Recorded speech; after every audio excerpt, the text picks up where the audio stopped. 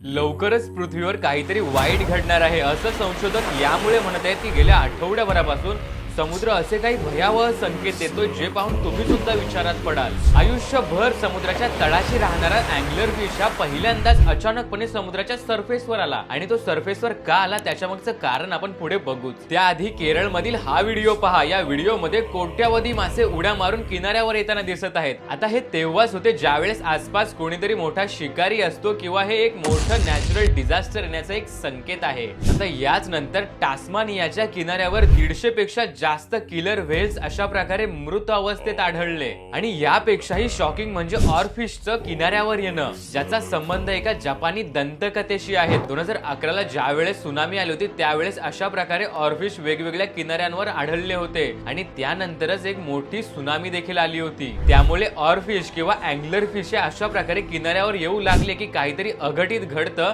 असं म्हटलं जातं। आता एक गट असं म्हणत आहे की पृथ्वीसाठी एक धोक्याची घंटा आहे, कोणतरी एक मोठं संकट पृथ्वीवर येणार आहे। तर दुसरीकडे काही लोक म्हणत आहेत की हे वाढतं पोल्युशन आणि क्लायमेट चेंजमुळे घडणाऱ्या गोष्टी आहेत। आता हा खरंच काही योगायोग आहे की याच्याकडे खरंच लक्ष देण्याची गरज आहे, हे तर येणारी वेळच ठरवेल।